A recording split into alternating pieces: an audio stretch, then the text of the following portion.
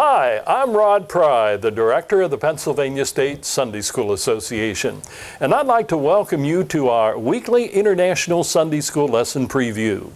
This is the preview for Sunday, September 13th. Each week, in about 6 minutes, we give you a brief preview of that week's International Sunday School lesson. In that short amount of time, we'll give you a quick overview of the lesson, suggestions for scriptures to read, and thought-provoking questions to think about. And whether you're a Sunday school teacher or just a student, I hope that I can give you a few new perspectives on the lesson and maybe even give you a few ideas for ways that you can apply the lesson in your day-to-day life.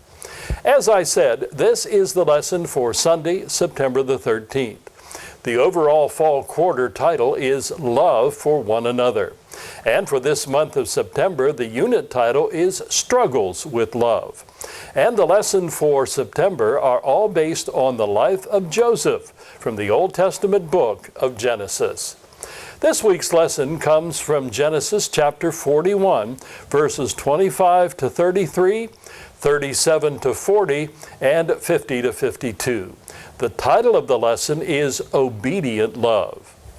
I brought along a loaf of bread today.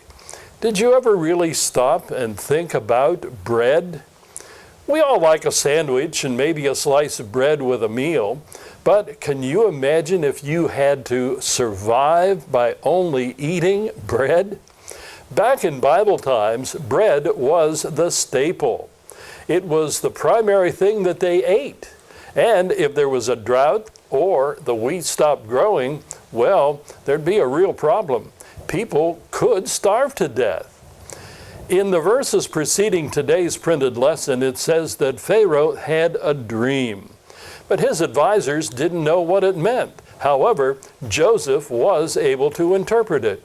He knew that the dream meant that there would be 7 years with great crops, but they would be followed by 7 years of drought when nothing would grow.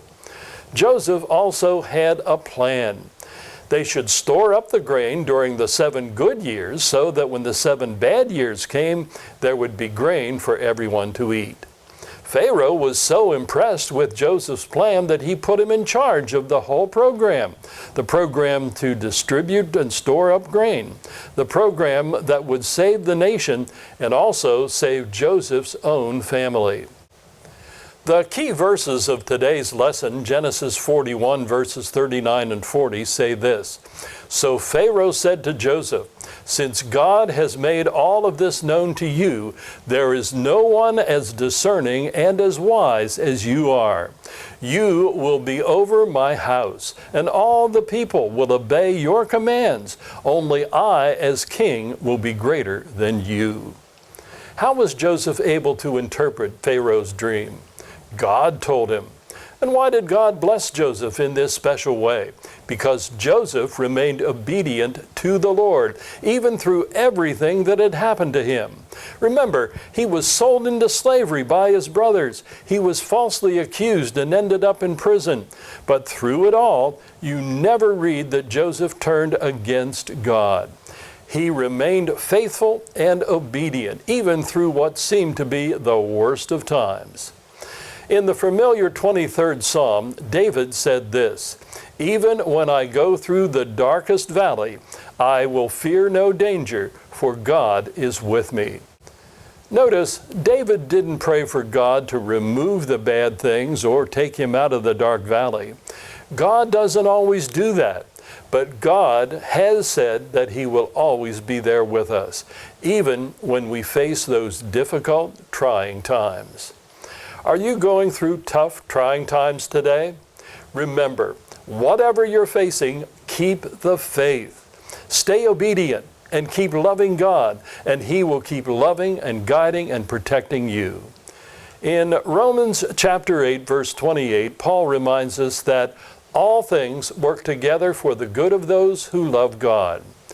When Joseph was sold into slavery and when he was in prison, I wonder if he ever imagined that he would end up as the second most powerful person in Egypt, second only to Pharaoh.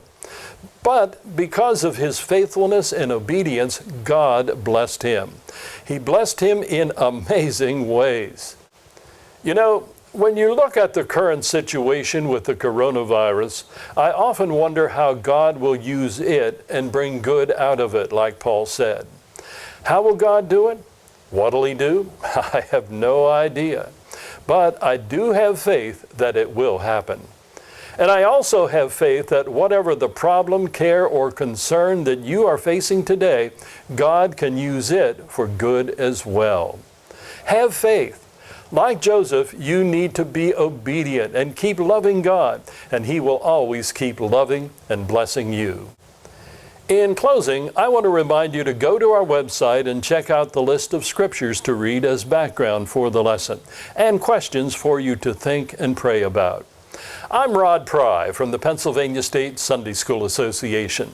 Until next week, thank you for allowing me to share with you, and may God bless you and keep you and your family happy, healthy, and safe.